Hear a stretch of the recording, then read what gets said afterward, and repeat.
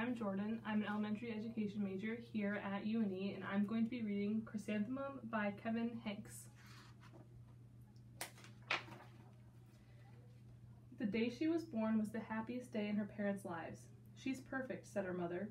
"Absolutely," said her father. And she was. She was absolutely perfect. "Her name must be everything she is," said her mother. "Her name must be absolutely perfect," said her father. And it was. Chrysanthemum. Her parents named her Chrysanthemum. Chrysanthemum grew and grew and grew, and when she was old enough to appreciate it, Chrysanthemum loved her name. She loved the way it sounded when her mother woke her up.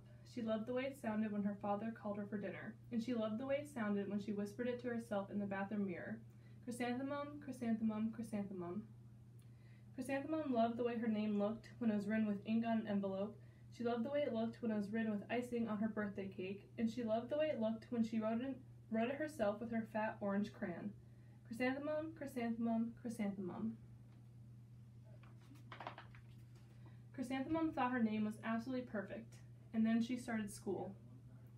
On the first day, Chrysanthemum wore her sunniest dress and her brightest smile. She ran all the way. "Hooray," said Chrysanthemum, "school!" But when Mrs. Chudd took roll call, everyone giggled upon hearing Chrysanthemum's name. "It's so long," said Joe. "It scarcely fits on your name tag," said Rita, pointing. "I'm named after my grandmother," said Victoria. "You're named after a flower."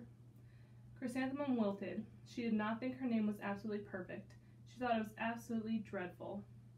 The rest of the day was not much better. During nap time, Victoria raised her hand and informed Miss Chudd that Chrysanthemum's name was spelled with 13 letters.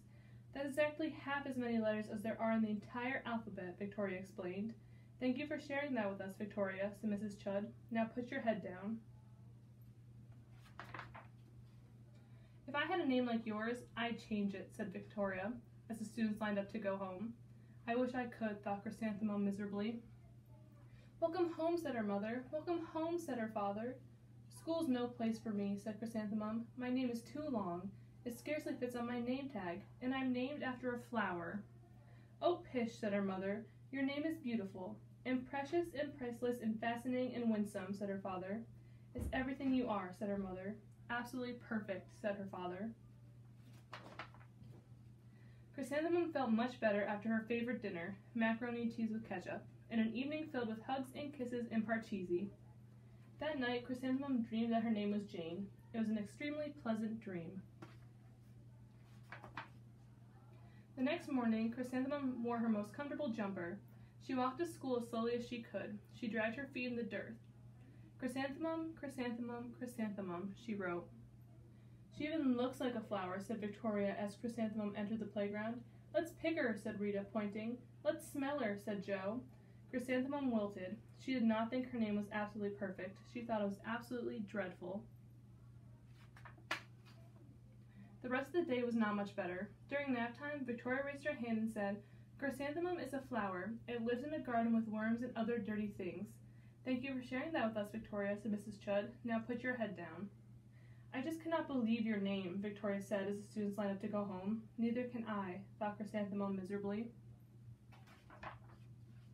"Welcome home," said her mother. "Welcome home," said her father.